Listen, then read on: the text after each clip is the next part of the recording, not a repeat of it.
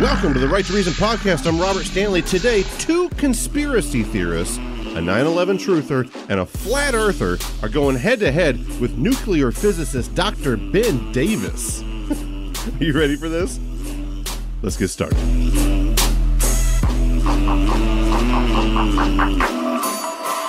It's the Right to Reason podcast.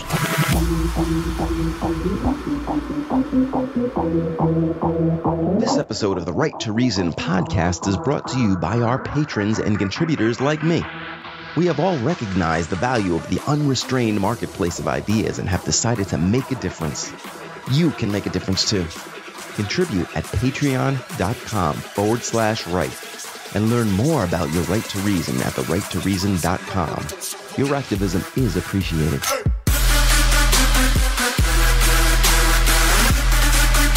In one of YouTube's most entertaining forms. I'm talking, of course, of YouTube conspiracy videos.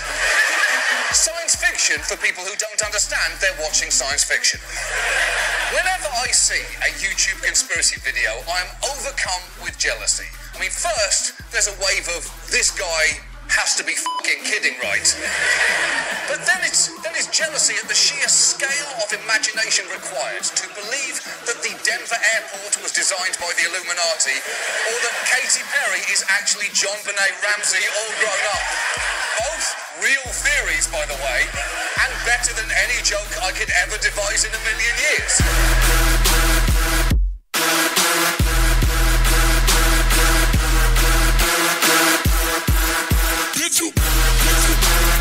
What is that joke? What is that? What is that? What is Hitler? What is Stalin? What is Mao? What is all this stuff? What is Venezuela? I came knocking on your door 1,000,000 times, and you laughed at me. You've been in love with something else your whole life, and this is a love affair. And so I'm not going to get in bed with you because you don't love the spirit of justice. You love your father, the devil. You love death more than life, so you go with your father forever. And that's hell, separation from God. I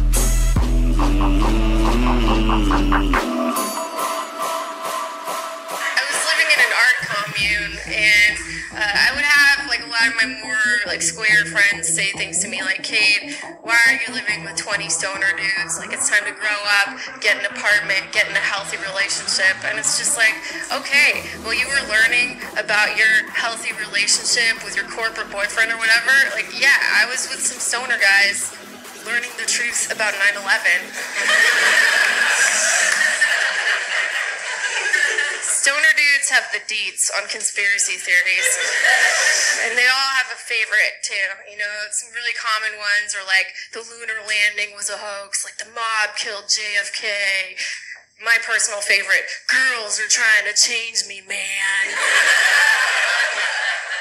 I guess as a feminist, it bothers me a little bit, because it's like, excuse me, women are trying to change you. The one I don't like the most is the ancient aliens conspiracy theory. Like, this one guy would always get super high, and he'd be like, all right, Kate, all right. If you don't think that ancient aliens built the Mayan pyramids, then what other possible explanation could there even be for the Mayan pyramids, huh? And I'm just like, you know, fucking Mayans, man.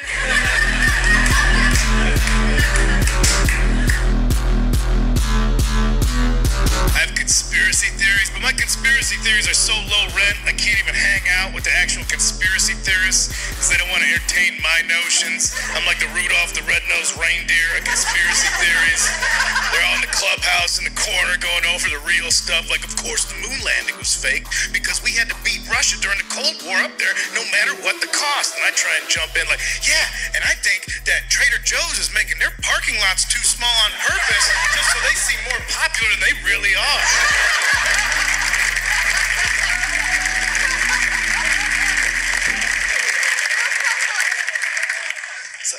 It's obvious that the mob killed Kennedy.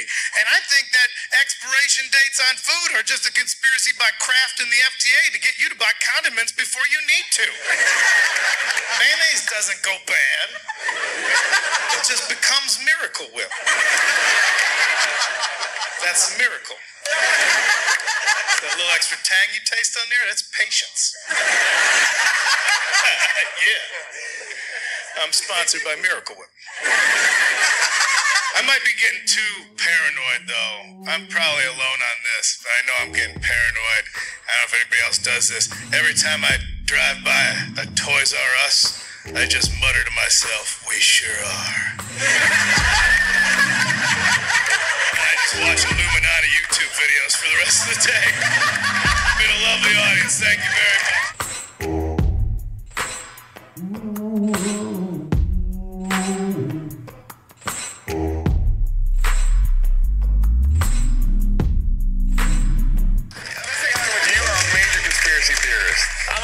Though. Yes. Conspiracy theory has gotten a bad name where now it's become synonymous with like moronic thought. Like if you're into conspiracy theory, if you think like the bankers need to be stopped, then you also think the moon is made out of cheese, and you think that there's shifters and like lizard people. You know, they just try to knock it down. It's like this country started with a conspiracy. That's how it came. We won, so they're considered heroes and rebels, you know, whatever, revolutionaries. But if they lost, they would be hanged for conspiring. Yeah.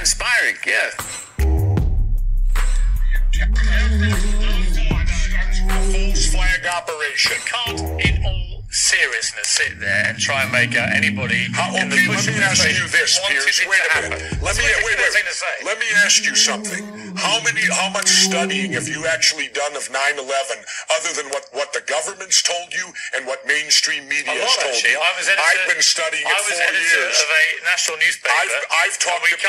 Wait a minute. In depth every day for 5-6 months. Really? So I know a lot about it. Well, one thing I do know is, let me ask you this then. You cannot say that any member of the Bush administration knew it was going to happen and wanted it to happen. It's a ridiculous thing to say. Ridiculous. Okay, let's talk about your BBC. I have a tape of a BBC reporter broadcasting directly back to England talking about a third building has collapsed. World Trade Center Building 7 talks for 7 minutes. All the while she's talking, World Trade Center Building 7 is still standing right behind her. It didn't fall for another half hour. Yet they were doing a pre-broadcast back to England that, yes, it's true, you need to that take this a break building fell and it hadn't fallen If yet. you're trying to make out the British Broadcasting Company, one of the most respected news organisations in the world, was inventing huge buildings falling over, you need to have a break, Jesse. We'll come back after the break and we'll talk about Israel and Iran. Kidding me? This is a fact, my friend. So I wanted to start off everybody kind of letting the audience know who you are. They're all previous guests on the show, but if you just kind of want to say your name or say what your plugs are or places that they can find you real quick. And then I wanted to play a video for you guys that has Jesse Ventura and Alex Jones, and they're getting into some conspiracy stuff about FEMA camps and just a bunch of crazy shit, you know. And I wanted to bounce it off all of your noggins for a second, but introduce yourselves, whoever wants to go first, and just kind of follow up. And if you talk over each other, that's totally cool, because this is a free for all, guys. It's a free for all episode. So let us know who you are, and then we're gonna watch some conspiracy videos together. Oh, I'll go first. I'm already talking. My name's Tyler Clatanoff, and I just got 2 jobs where I get to pretty much get paid to be on the internet. So I research a lot. It's kind of my whole shtick. And if you want to talk to me or find me, that sounds nice. Yeah, it is. It's wonderful. And if you ever want to find me or ask me personal questions, my email address is clata002@gmail.com. Awesome. And you're Well, my first question is how you get paid to do that, because I'd love that kind of gig. Yeah. No kidding. Well, one of the jobs is I work in a smoothie shop, and it's in a mall food court that's really slow. So I pretty much just get paid to sit there and do nothing until a customer shows up, which is rarely, because I work in the mornings. And my other job is I'm a PCA, a personal care assistant, where I pretty much just bullshit with my friends. They're really not that disabled. What does that mean? They're not that disabled. They're a lot less disabled than when I was hired by them. Oh, so you've made some progress there. Yeah. And so now it's not that much work because I have helped them recover. That's really cool, man. Now we kind of just chill. All right. Well, since I interjected there, I guess I'll go next.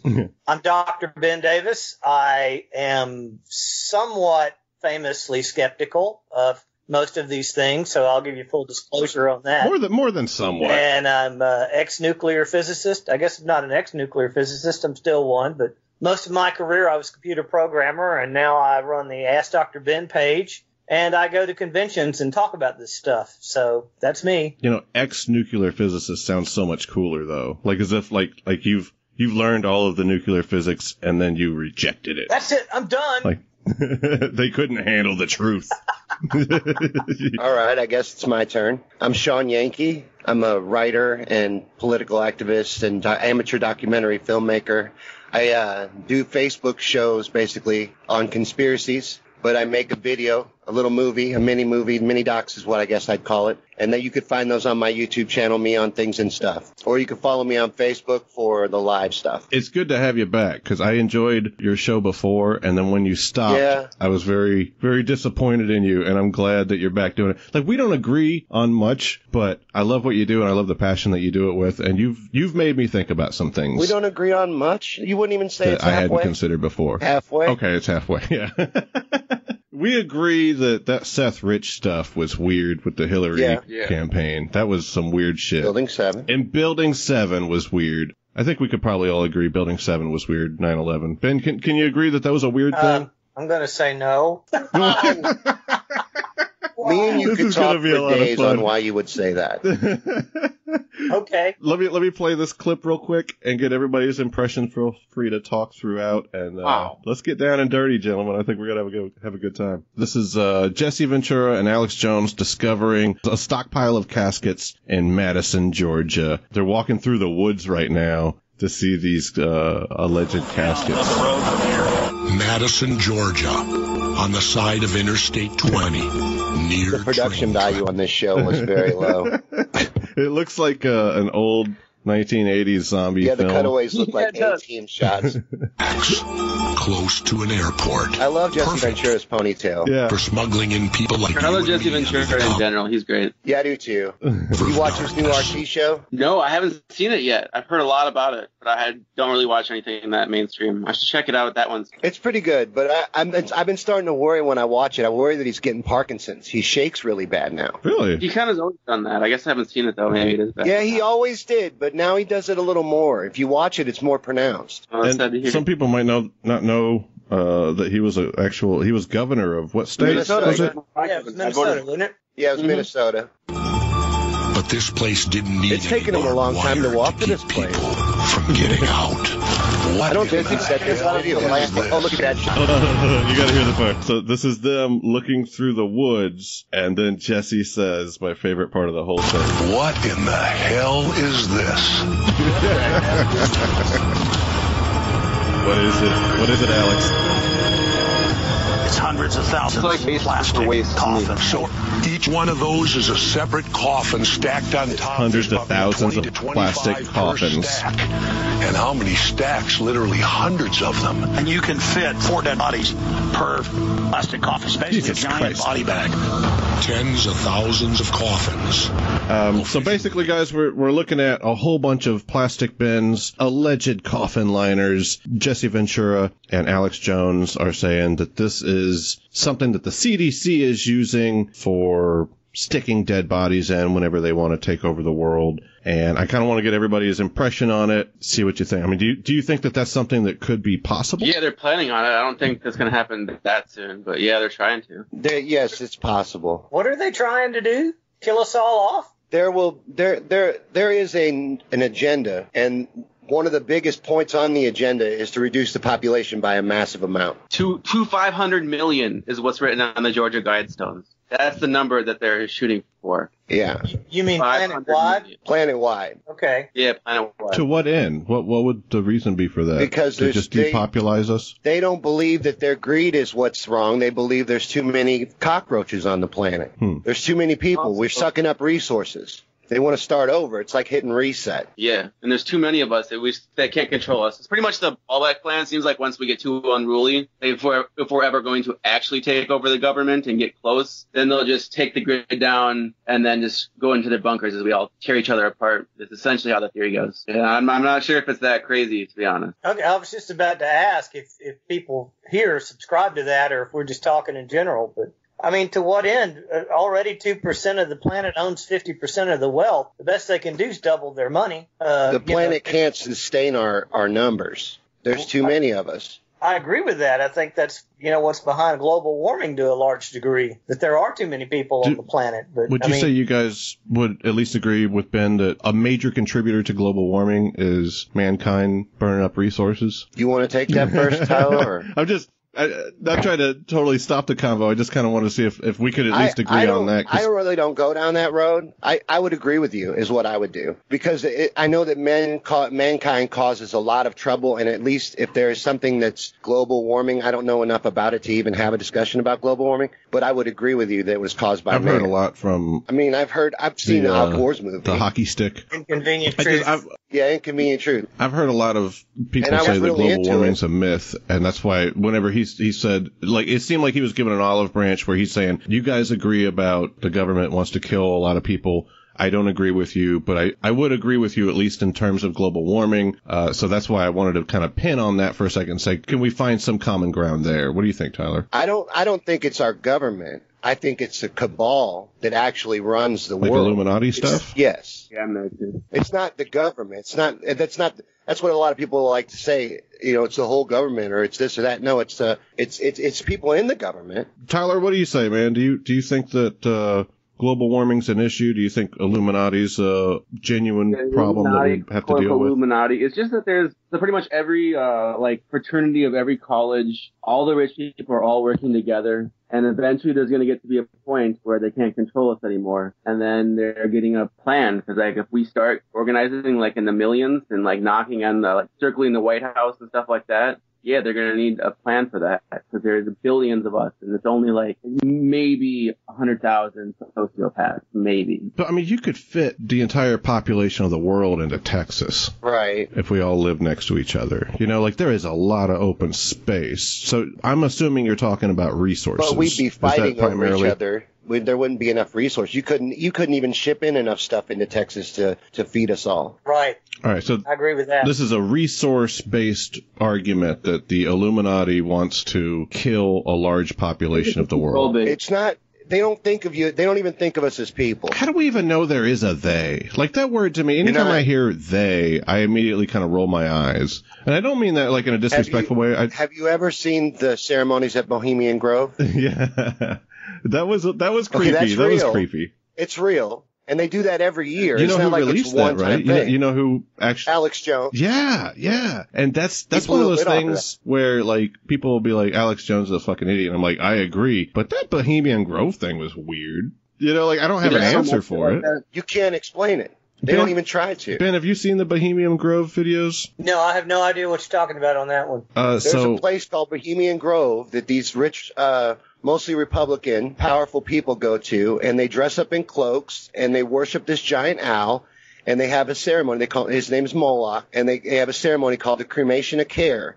And what that ceremony is for, it's to get rid of their guilt for everything that they've done to us lesser people over the course of their past year. They do it every year, and it gets rid of all that guilt for them. They give it to Moloch. Child sacrifice. They say it's a mock child sacrifice, but I don't know, man. It looks kind of they say they're burning an effigy, but, who's to say what they're burning? As close as Alex Jones got, he's about 100 yards away. But Richard Nixon's been there. All kinds of presidents go there. Kissinger, George Bush, look at them. All these guys go there. I'm just playing it for Ben so you can see the creepy thing we're talking about. Yeah, so Ben, what you're seeing right now is some footage that was taken of some kind of party that was going on. There it is, the burning of care. It gets rid of their guilt, is what it's supposed to do. The cremation of care.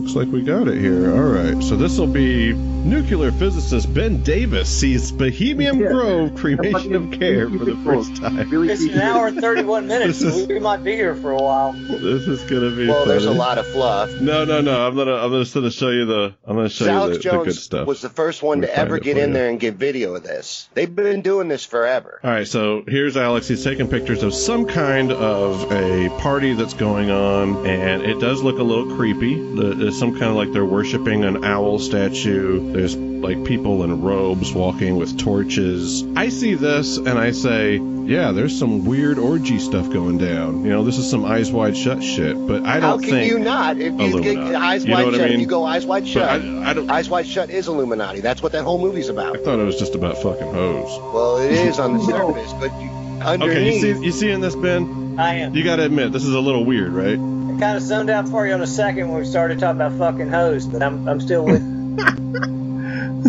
Are you seeing what I'm seeing, though? Does that look weird to you?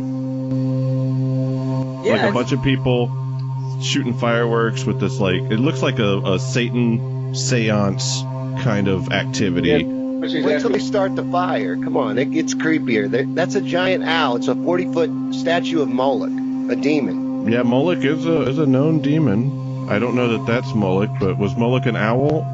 Yeah, well, it's in representation. An owl is, and you'll find owls all over, like our money and government buildings. Do you feel like you might be looking for it a little bit? No, I feel like it's put right in your face. Well, yeah, I mean, it is kind of a jump, though, to say that if it's an owl, that it's necessarily representative of this particular demon that looks like an owl. I mean, maybe it is, maybe it isn't, right? Well, I guess. You know, they could just... All of our forefathers could have just really been into owls. Right? Well, owls are symbols of wisdom, right? I mean, it's also the symbol of Athena, the goddess of wisdom. So, right. You know, I'm good with worshiping wisdom if you're going to worship something, you know, other than alcohol. Right. What's your impression, Dr. Davis, whenever you look at Bohemian Grove? What's your first take on that? Well, I mean, I'll freely admit that it looks creepy. It looks like there's some weird, sketchy shit going on there. But, you know, go to Burning Man and you take it out of context, that looks like weird, sketchy shit, too. That's true. It is weird, sketchy shit. I guess part of why I say that and why I think that is I hear a lot of people talk about the Masons, for example. Yeah. Now, I was never a Mason, never wanted to be one because it looked boring as fuck to me. But my dad was a Mason. And when I was a kid, did he have the rings and all that? Oh, yeah, absolutely. Wow. He was a Shriner. He went the whole... My dad was, too. Oh, he was a Shiner. Yeah. So he was high up. You got to be pretty high up to go Shiner, don't you? I think if you spend enough money and you stay in it long enough that anybody could be one. It doesn't mean you're, the grand poobah or any of that shit. It just means you're in the next level, if you will, of the fraternity, right? Shawn, you said your dad was one too? My dad was one too. How do you feel about their roots of their Luciferian is their faith? I've never heard that, and again, my dad is pretty open about it. They are. My dad is insanely religious, so he would never. Yeah, any Freemasons that I've known were Christians. Every Mason, they would reject Lucifer for religious reasons. And then once you get high up, you can't even join the Masons. Lucifer is the you can't even join the Masons as an atheist. You have to say that you believe in at least a higher power. Oh, and what I was going to tell you is I was in the sons auxiliary of that. My mother was in the wives auxiliary of that. My sisters were in the daughters auxiliary of it. And like I say, by the time I was 18, I didn't give a shit about it anymore. So there was no way I was ever going to become a Mason. But I certainly was in, the auxiliary for the son in that, and, the sons in that thing. And it was all about fealty to your parents, love of your country, love of God. I mean, when you took the vows, there's ritualism to it. But when you took the vows, you promised to be honest and caring and all this shit. You literally took the vows and kissed the Bible. But you're also in a 33 level cult. Right. So the people at the top know everything. The people at the bottom don't really even know fully what you're involved in. Yeah, I'll give you that. I mean, this is part of the full disclosure, right? I'm telling you what I know about it. But I got it. I also know that if you're standing on the outside, or if you come in with hidden cameras, even to a DMLA meeting, which is what they called the son's auxiliary. And you just, put some creepy music in the background and you said, hey, look at these weird people in these robes, carrying candles around and talking, sticking little jewels and crowns as they walk around and all this crazy shit. That would look creepy to you. And it literally was not anything demonic. It would be absurd to somebody that was in it to even think that that's what people thought, if you know what I mean. I don't know. Once you get high up enough, it's like a sociopath screening cult where they screen for sociopaths. And a sociopath can be like, yeah, you can bow down to Jesus or bow down to the devil and you can have anything you can imagine. Yeah, and I can agree with that. I mean, I'm telling you what I know. But, your average Mason's not a bad person. That's where I'm going with that. I don't think my dad was involved in the master plan. I bet he was part of the organization. Yeah, my dad, the deacon in the church that, thinks that Donald Trump hung the moon for some reason. I still haven't figured out how he came around to that. I don't know how anyone can be Christian and a Donald Trump supporter at the same time. I don't get that. Tyler, where do you fall on Trump, man? I think that it's all scripted. I think it wasn't like a huge upset and that it was given to Trump last second. He's not saving us. I don't believe any of that Q stuff. I think he's part of the cabal, too. It's like what you guys were talking about with, the Masons that we all know, you guys grew up around, that kind of thing. They're not really in on it, but there's somebody at the top that is. And that seems kind of reminiscent of what you guys were saying earlier about Illuminati. Like, there's no way to falsify this, right? Like, you're saying that it's just these top guys and none of us are really going to know. And I almost kind of feel like you're saying, like, we can't know that information, but it's also true. And so I wonder, like, if it's something you don't have access to. You can. And, man, I'm going blank, and I hope Tyler can help me with the name of their book. But every Mason receives a book written by Andrew Weishaupt. No, it's is it Ike? David Ike? I think his name's Weishaupt. No, but every one of them gets this certain book, and I can't think of it. I was hoping Tyler would know what it is. Yeah, the Bible. But they also get a Bible. Right? Yeah. That's a weird Bible. And by the way, I don't know what the book's called. I mean, it's the Bible is not like a regular Bible. The Bible has extra stuff that our regular Bible doesn't have in it. And all the names are different. Isn't that weird? Like almost all the important names are different. Anyways, in the book, it tells of their true beliefs, that they believe that Lucifer is actually the hero figure of the Bible. Whoa. And that he's I'm serious, and that he's trying to enlighten humanity. And that's why they call themselves the Illuminated Ones. That's how you're illuminated by the sun. You were part of the Sun organization. Oh, I see. The sun is Lucifer. The morning star. The morning sun. I never put that together in my life. Yeah. Lucifer is actually, isn't it Hebrew for light bringer? Yeah, that's real stuff there. I could see that. I mean, that's interesting. So if Lucifer's the sun, who's the moon? They don't get it. None of them take the George moon as W. Bush. They didn't think it was that. Yeah, he must be. Or Jay Leno. Jay Leno was the moon for a little while. Do you agree with Tyler that the Earth is flat, space doesn't exist, the sun isn't really heating the Earth, that kind of stuff? Like, do you guys go that route? I don't go all the way as far as Tyler does. But I can understand. I understand how Tyler got where he is. Because there is a lot of fake that comes out of NASA. It's all fake.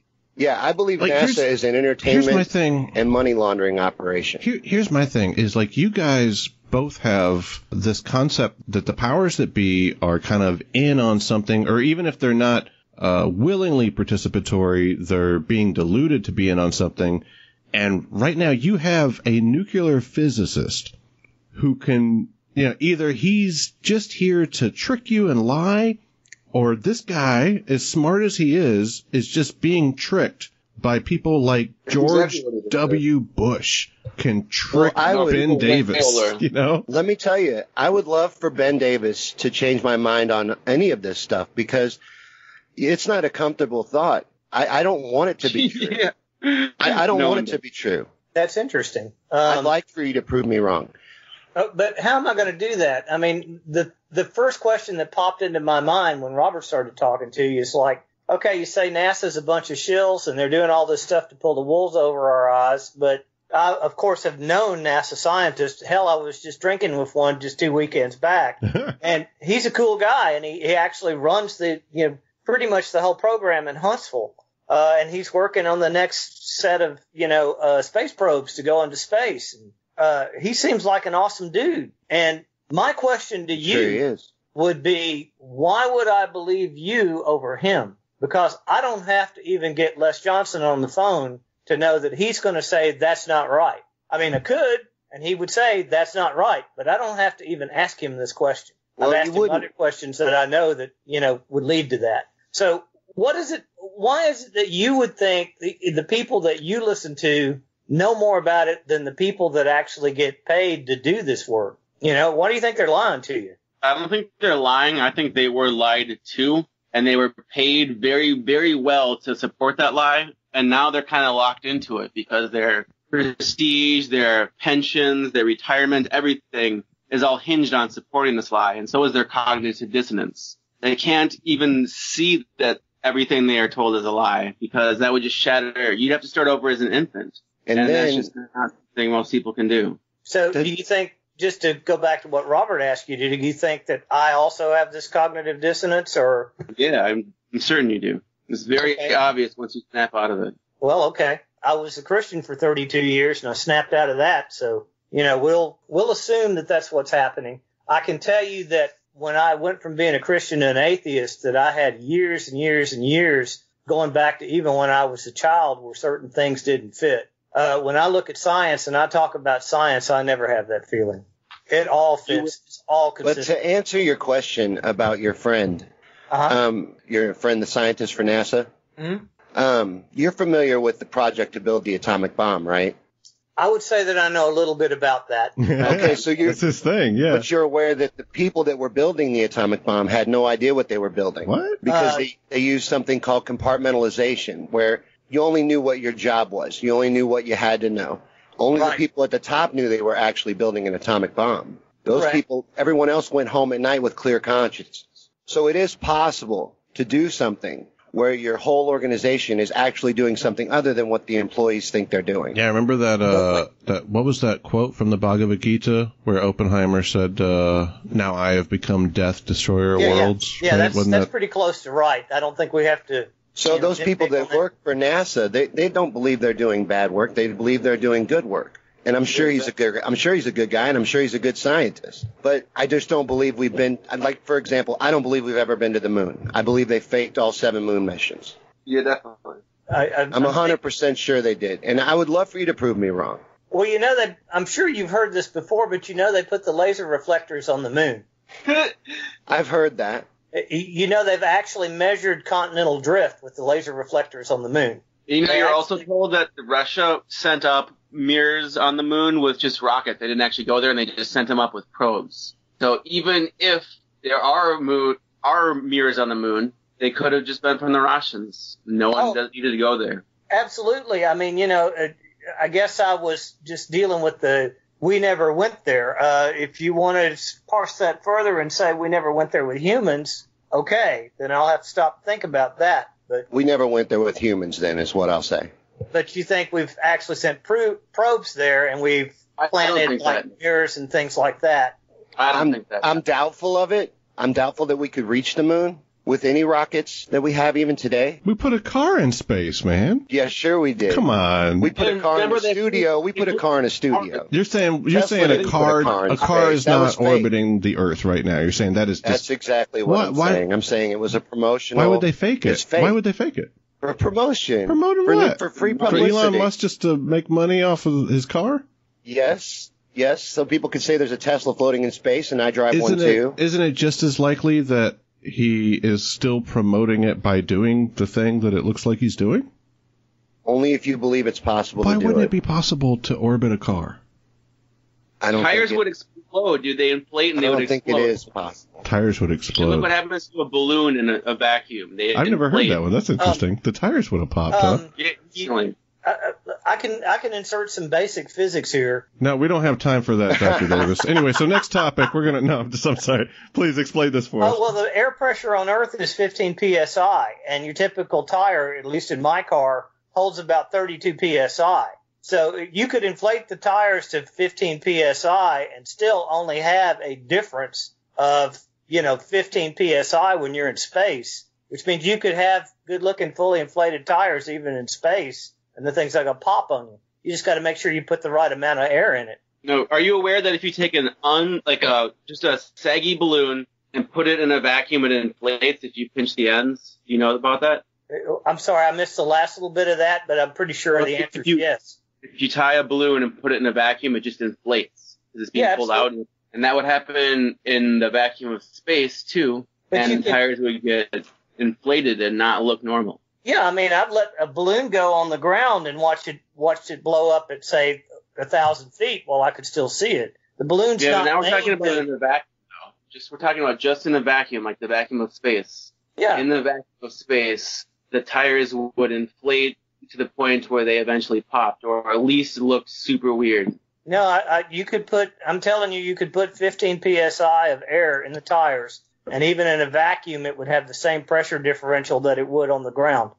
If you put 30 psi in it, and you had 15 psi of air pushing back. In the footage aired by Tesla, or the promotional footage is what I'll call it, there's a glitch, and you see the studio.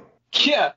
There's a glitch, and you see the car sitting on a stand in front of a green screen. You see the lights. You see all of that for like about a second to 2 seconds, 2 seconds tops. But it's in there because it was a live feed. While they're loading it up on the spacecraft, or when do you? Okay, you can say that was from earlier and they just cut away, but they're showing it in space, and then it cuts to it in a studio, and then back to space. I think what you saw happen was a glitch, and a glitch in the feed, and it showed you what was actually being filmed is a car on a stand in a green screen. Why it's much cheaper to just film it and tell people you send a car to space than to send a car to space, isn't it? Why would you mess with sending the cost, the sheer cost of sending a Tesla into space, and how are you going to film it? So for starters, it was a test, which means that you had to put some sort of payload in there. And assuming that you wanted about a 1-ton payload, and this guy, he's got this car, he's not going to drive it anymore. Why wouldn't he put a car in there as opposed to, I don't know, just a bunch of lead bricks? You're testing the rocket. You're making sure that the rocket can deliver a certain payload at a certain velocity to a certain height. You got to put something in there. It might as well be the car. All right, so we're looking. Everybody see my screen right now? I see it. Ben, Tyler, you guys see it? Oh yeah, I see it. Tyler, are you good? Yeah. Does that really look real to you guys? Come on. All right. I mean, even right now, does it look real? Here's the Falcon Heavy Tesla car, and this is going to be the glitch exposed. So you guys get to get Ben's impression from it immediately. Here we go. Oh, this will be fun. There's the car. Oh.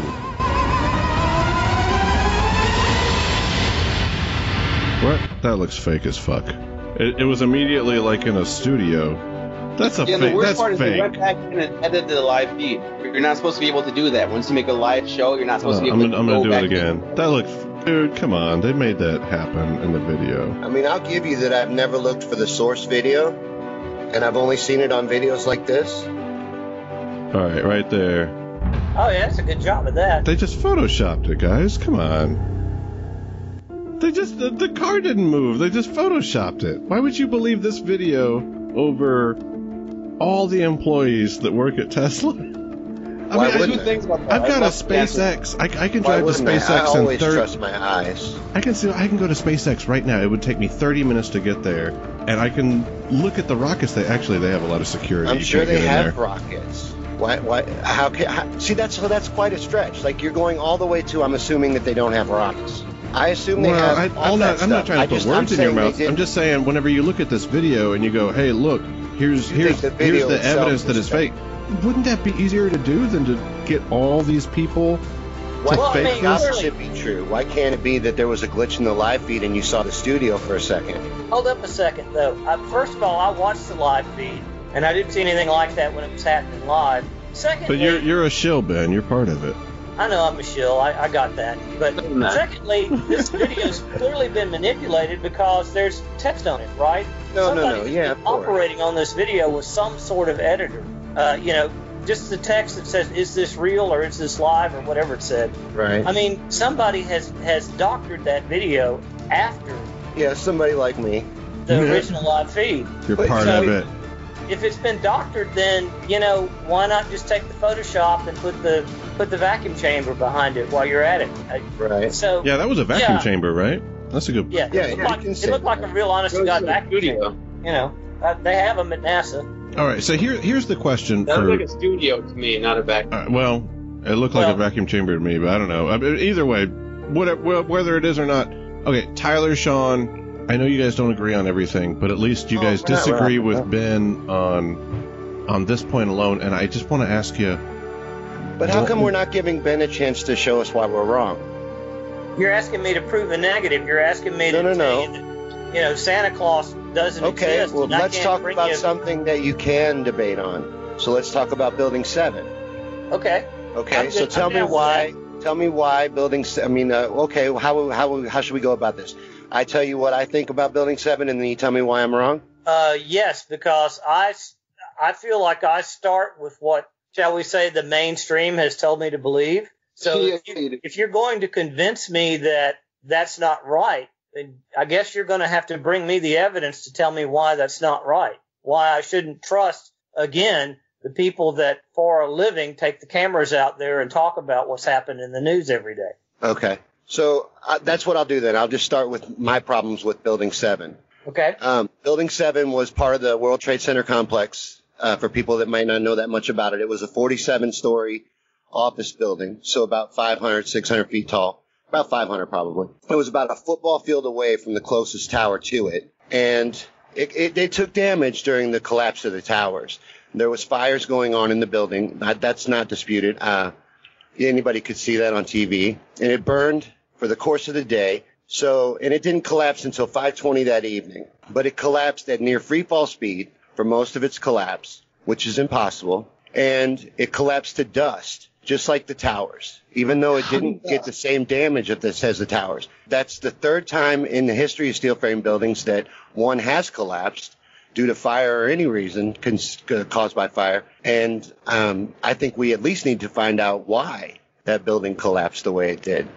Well, it had a bunch of junk on top of it, right? From all the original Trade Center. No, it didn't.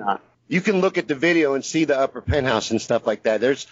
Everything's clear on the top. I mean, there might have been dust. There's dust up there, of course, because there's dust everywhere. But it didn't have a lot of debris on it. It was hit in the side by debris. All right. In the body of the building.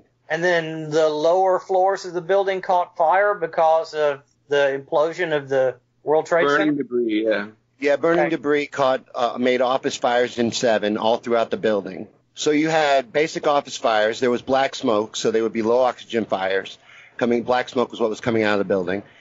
But the fire department, I guess it was rampant throughout the building, so they couldn't control the fire.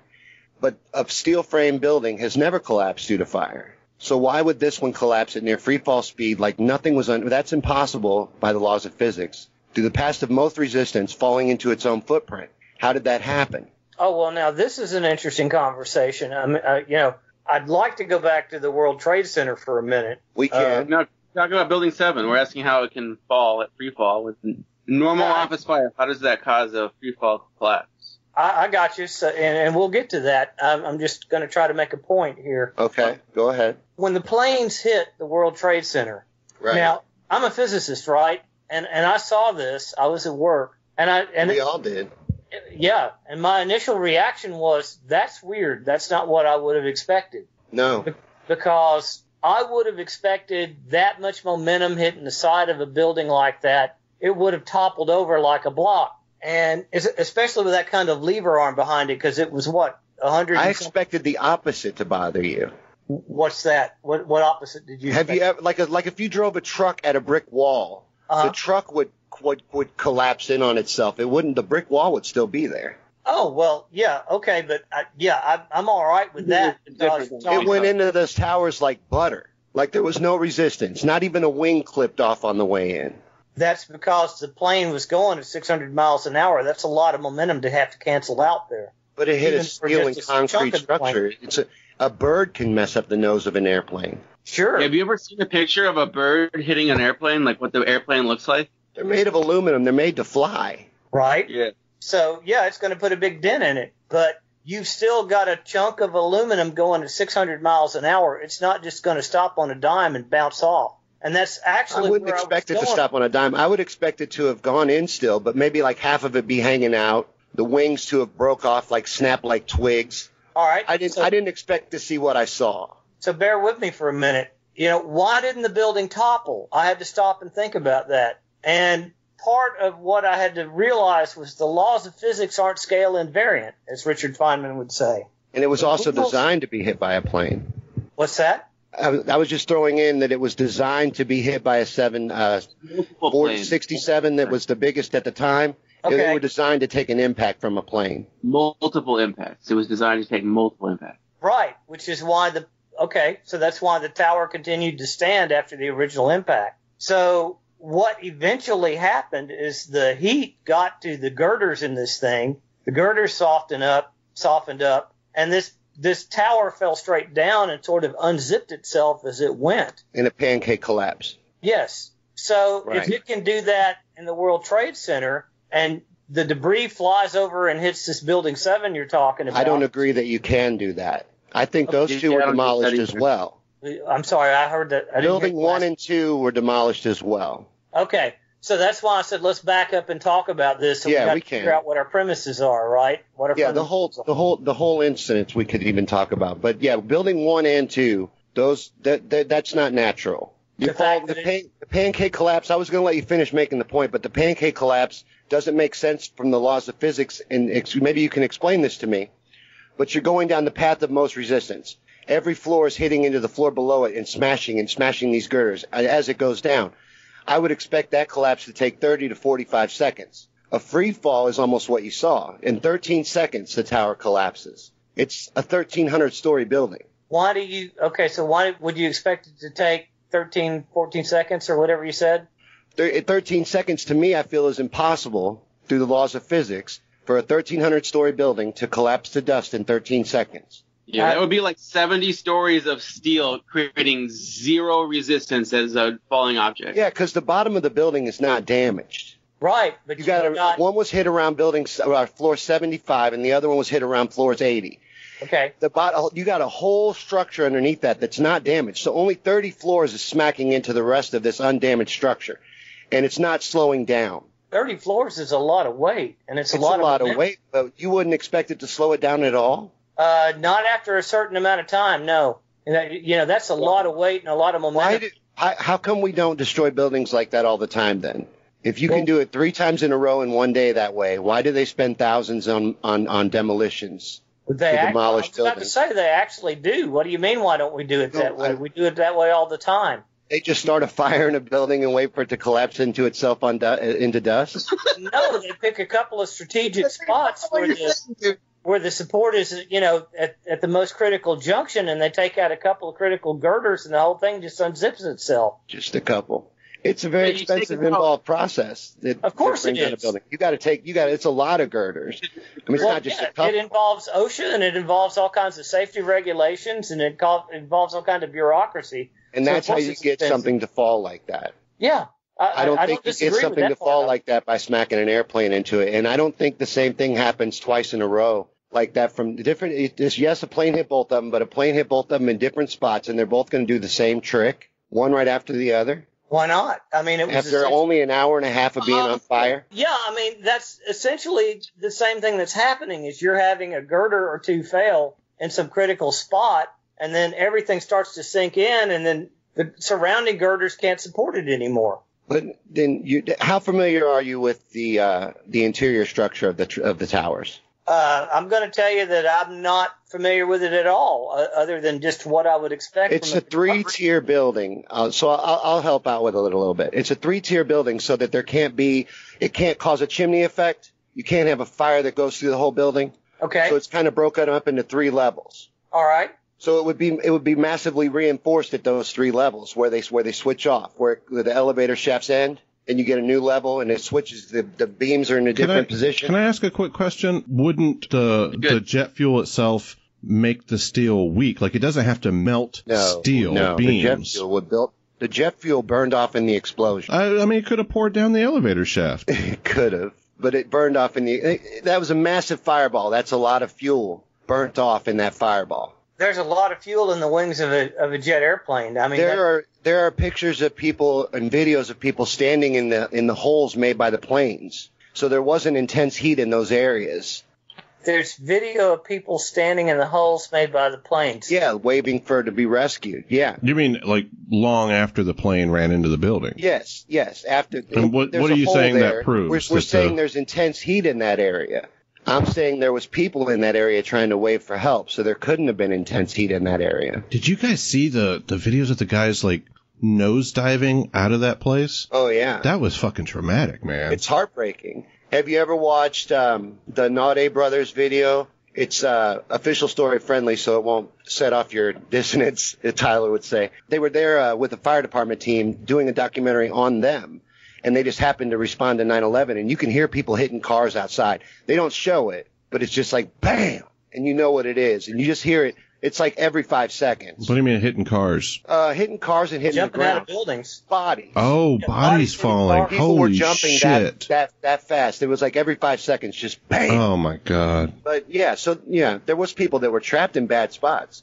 Do you think that part of your... And I'm sorry if this kills the momentum of the conversation, but I kind of want to get into the more psychological reasons behind conspiratorial thinking. And when I say that, I would include myself in this, because I have some ideas that people might say, well, Robert, that's a conspiracy theory, but whenever that happened, do you think that it's possible that it affected you on such an emotional level that you needed to have a justification for it that matched the intensity of how you felt? And that's why you needed it to be such a big, dramatic thing, like such a big mystery that all these people are in on it. And because you felt so strongly. Do you think that could be part of it? So I don't think it's just me being so traumatized that I need to invent some stuff to cope, because I've been through a lot of stuff. Like, both my parents died when I was a little kid. There's crazy stuff happening all the time. And I don't think I want to find the truth. I don't understand why I would need to invent fake stuff to cope with this after I was able to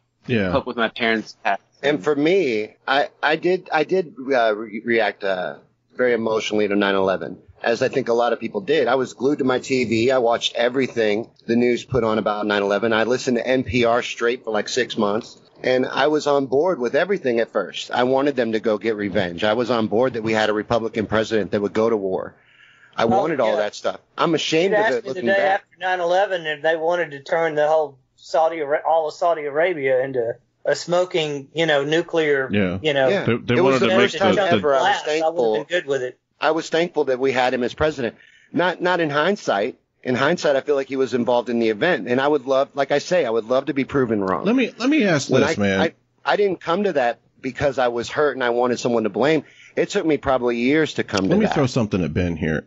Ben, would you, and I don't agree with Shawn and Tyler about 9/11, but would you at least find some common ground where you would say that, do you think the government is capable of being so ruthless as to do a false flag operation, killing its own citizens in order to justify a mass campaign of the military-industrial complex? I wish you hadn't have phrased it quite that way. Do I believe that the government would be ruthless enough to do it? Yeah, I'm afraid I would. The government has done some pretty sketchy things over the years. So if they had the right motivations, could they be ruthless enough? Absolutely.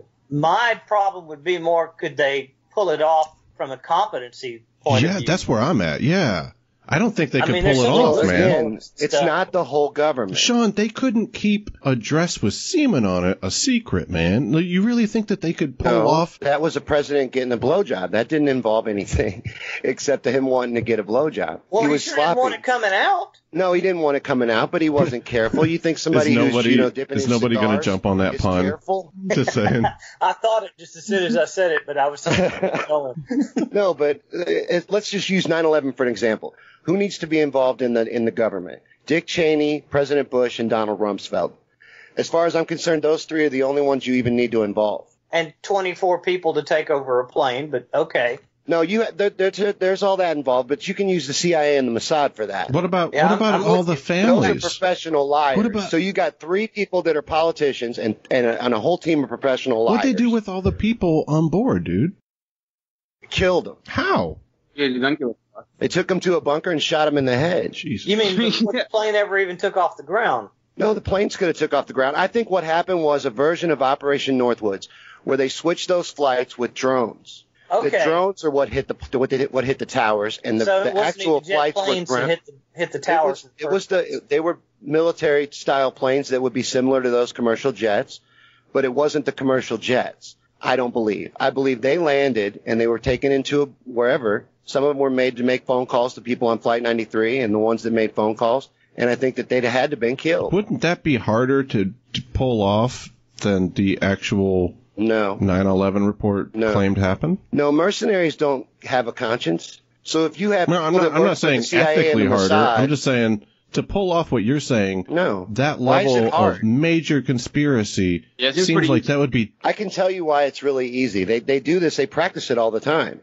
Matter of fact, 4 of the terrorists that supposedly carried out 9/11 were part of a group called Able Danger, who practice those kind of scenarios with the CIA all the time. They pretend to hijack planes all the time. It's not that hard to turn a practice drill into a live drill. That was one of the plans originally. I don't know if it was Operation Midnight Climax. I think that one involved LSD. But there was an operation, I think it was Paperclip, where we planned to go into Cuba and hijack a major... you're talking about Operation Northwoods. Northwoods, thank you. Yeah, Northwoods, where we were going to hijack an airline or an airplane and crash actual citizens and blame it on Cuba. Blame it on the Cuban government. Yes. I mean, I would agree with Ben, and I think this is something that all 4 of us can find agreement. The government is capable of creating a plan like this, and Kennedy rejected it and was killed only months later. It made it all the way to Kennedy. Yeah, and he turned it down. But the Joint Chiefs and the DOD all agreed this is what we need to do. So they're definitely capable of trying to pull something like this off. But I kind of lean more toward Ben's take, where I don't know that they're capable of actually pulling it off. And then, what is it, like a dozen years later, we still don't have anybody coming forward? Capable. People come forward. You're never going to. Yeah, there's people that do come forward. They lose their jobs. There was people in the FBI that were on TV talking about how they failed, and they're sitting there crying, talking about Able Danger.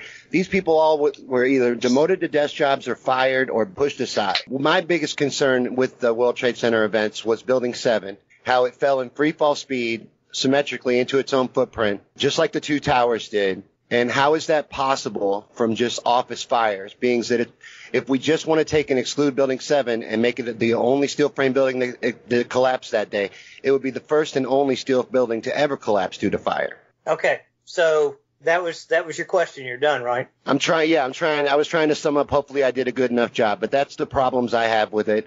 And I thought maybe you could explain to me how that can happen. Yeah, I like the symmetry question about why did it, unzip itself going straight down like that.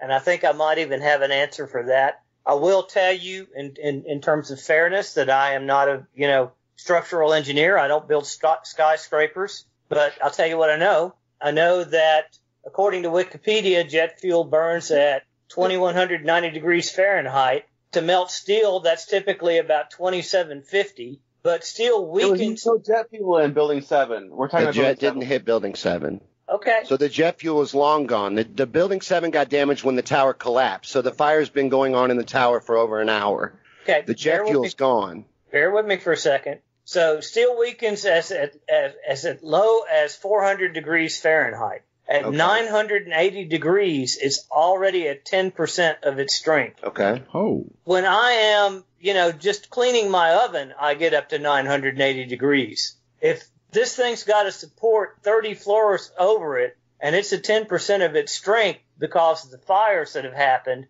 in the middle of this building, it's not at all surprising to me that, that extra 30 floors of weight would come right down on it. Now, if you ask me about why it comes straight down like that, again, if I were going to build a skyscraper, I would assume that the corners of the building, the outside perimeter of the building would probably be made with stronger steel than the insides, thicker girders, whatever. So, yeah, it's kind of like taking the path of a higher resistance, but it's also being channeled by the outside edges of this building. It's not going to just spontaneously go off to one side or the other, because the last part of any floor that's going to collapse are probably the corners of it, which means that it's going to have... That's not what we saw at all in any of the buildings. What's that? It's not what we saw in 90s, especially Building 7. It just Tyler, hold on, I'm sorry, guys. Tyler, your audio cut out and both times. I'm sorry. Go ahead. He was saying it's not what we saw in any of the collapses of any of the buildings. That they fell straight down? That they collapsed at the corners first, like he was saying. You actually saw them collapse in the middle he was saying that first.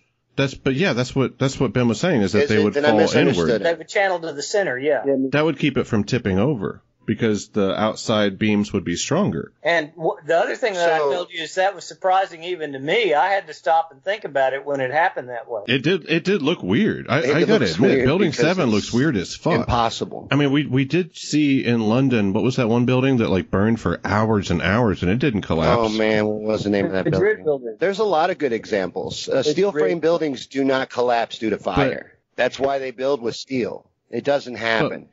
Shawn, you have to admit, we haven't seen planes run in to buildings before. Completely engulfed. Talking about Building 7, that's why I like to stick to Building 7. Building 7, we're sticking with Building 7 right now. Building 7 wasn't hit by a plane.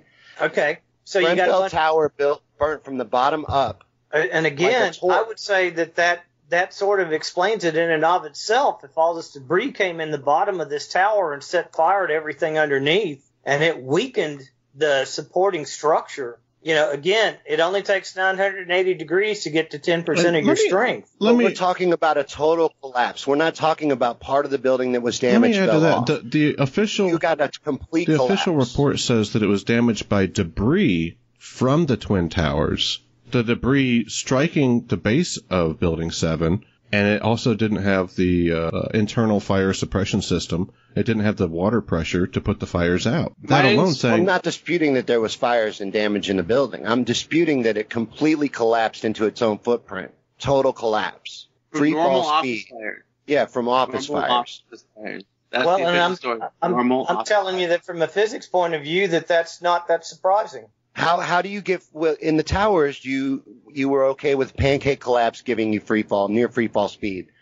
How do you accomplish that this time? You don't have your weakened girders, and you guys keep saying that the damage was at the base. The damage was around the mid points of the building. You said that building was like 100 stories tall. Didn't you tell me that? Building 7's 47 stories tall. Okay. 52. Any one of those numbers works for me. We just talked about how there's 30 floors above the World Trade Center, where the fire was, and eventually the seals softened enough that the above floors had enough weight to push in and push this thing down to the ground. But that's not what you saw happen, though. I challenge you to watch it, and what you saw happen was that building dissolved into dust. Hey, can you link that thing? Remember I sent a compilation, just a Building 7 compilation collapse. That's all I needed to see, personally. The building clearly just went from standing straight there, not smoking. If you just gave yourself a little bit, like a pass, to take a good look at Building 7, I think you would have a problem with it. Can I throw something out there? I'm happy to go do that. I'll probably go do that based on this conversation. Yeah, I challenge. What's the problem? You basically agree with the NIST version of what caused Building 7's collapse, and without having gone into it in any depth, which you agree you're going to do, you agree that makes sense. It did make sense. I haven't even read the NIST version of it. I just saw what happened and said, okay, that's not what I expected, but I can kind of figure out why that happened. Let me throw this out there. I feel like there's a little bit of a difference. Okay, so you got and I was just trying to be the guy asking questions, but I feel like it just the way this happened organically is I'm lining up on Ben's side, and then you got Shawn and Tyler on the other side. And, we're like in a wrestling ring where we tag in and out, That wasn't necessarily my goal with the conversation, but that's kind of how it just happened. But to play my role here, if I can get tagged in for a sec, here you've got Robert and Ben saying, wow, Building 7, that does look weird. I can't really understand it, but, it seems suspicious. There are people that have an explanation. We'll consider that. Also, maybe there's something they're not telling us. I don't know. It's weird. And then I feel like there's Tyler and Shawn on the other side that are going, I agree with every single thing about that, about the doubt, about I don't really understand it. But you guys add this additional thing to it where you go, therefore, if that, then this. And I don't feel like that's how doubt works. Doubt doesn't try to give an explanation for something. Doubt looks at something and goes, geez, that did look fucked up.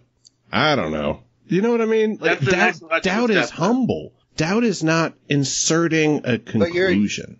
Am I crazy to say that? Well, I guess so. If you think that the leap was made from Building 7 alone, Building 7 leads you to looking at Building 1 and 2. That's fair. Building 1 and 2 leads you to looking at the Pentagon and all the money they lost. That gets you to looking at something else.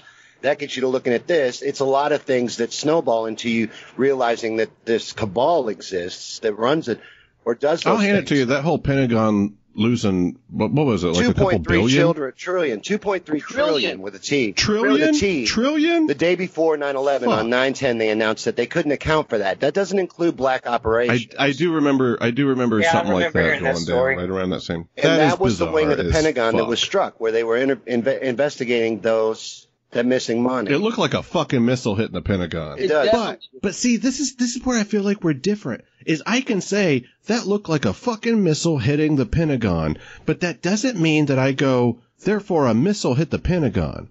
You know what I mean? Why? Like, because why do you not trust your eyes? Yeah, but there's you saw a white cylinder go right into it, man. Come on. A missile hitting the Pentagon. And also that other shot of the bullet hole or the circle hole in the Pentagon. The exit ring in the sea. I'll tell you my answer, and it's the same one that Ben had brought up earlier when we were talking about the moon landing. The level of organization required, I believe, is far beyond the capabilities of the powers that be that I witness. Now, you can respond to that. You can respond to that and go, well, Robert, you don't really witness the real powers that be. You don't see the Illuminati. You don't see what's happening at the top of the Freemasons and the satanic Bohemian Grove shit, Rob. You're not seeing the real thing. And I'm going, yeah, you're not seeing it either. We're all speculating about something that we can't really know. And I get that there's a lot of crazy questions out there, but I don't think the answer is just offering a conclusion that says there's somebody working the fucking, don't look behind the curtain because that guy's really working the Wizard of Oz shit. You know what I mean? I don't think that's the solution. I think the real, honest, skeptical response is to go, there's some weird shit I can't explain. Next fucking topic. I don't think that that's naive, man. I think that's just being humble before the universe. Yeah, I agree with that. It's like saying fairies, right? You can't just go, I don't understand this, therefore fairies. You can't say, I don't understand this, therefore collusion in the government. You got to have more than that. Can we all agree on Russian collusion? No, that's fake news. I heard collusion and I got triggered. That's fake news. Fake news. All right. There's man, now the tables turn because I feel like owning our government. If there's collusion, it's Israel. We have so many dual citizenship senators and Supreme Court justices even, and just everyone. Just if anyone's hacking our elections, it's Israel, but no one gives a fuck about that apparently.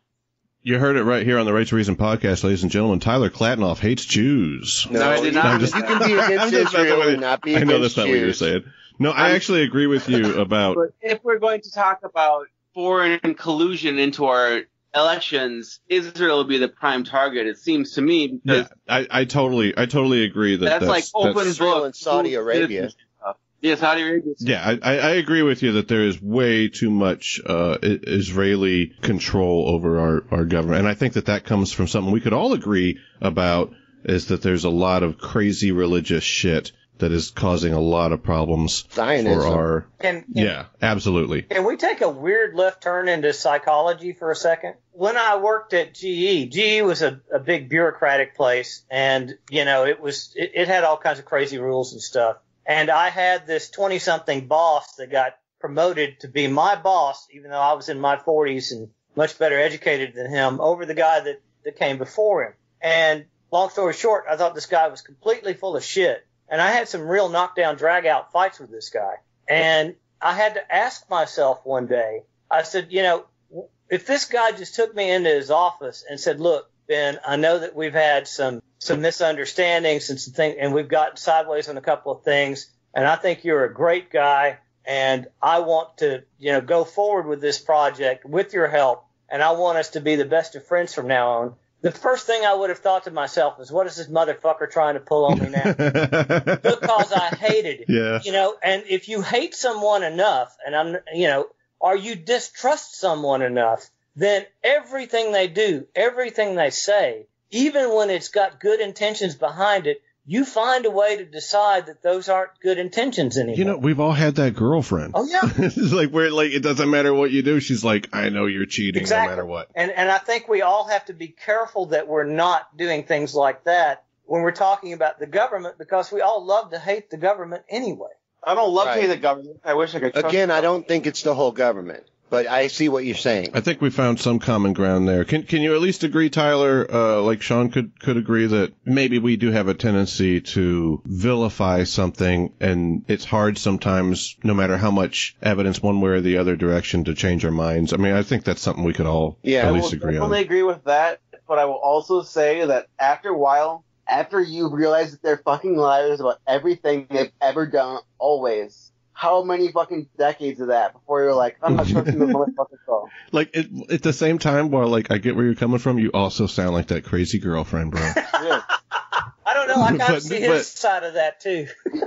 You can believe them. I'm not going to believe them. I hear you, man. I hear you. Guys, thank you so much. This was a lot of fun. It was good. I appreciate all of you. One more time, tell everybody where they can find you. And I just want to say thank you to Tyler Clatanoff, Dr. Ben Davis, and Shawn Yankey for your time today. Thank you. My name is Tyler Clatanoff, and if you want to talk to me, and email clata002@gmail.com. I will answer all your questions about pretty much anything, even flat Earth. So shoot me a text. All right. I'm Dr. Ben Davis. If you want to come join me and talk to me about physics and philosophy or whatever else you want to talk about, I can be found at facebook.com/AskDrBen. Shawn Yankey, and you can find me on Facebook, or you can also follow my YouTube channel, which I'd appreciate, Me on Things and Stuff, and check out my videos that I upload usually about every month. Thanks, guys. Have a great Sunday.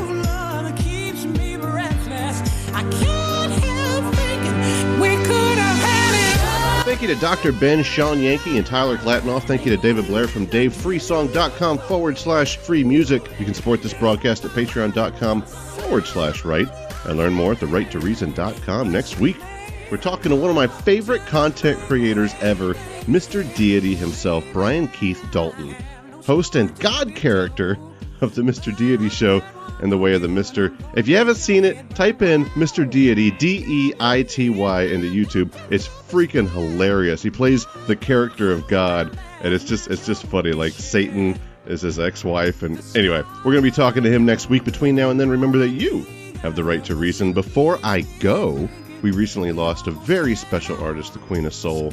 We're going to let Miss Aretha Franklin play us out today. She made this world a better place to live in, and she will be missed.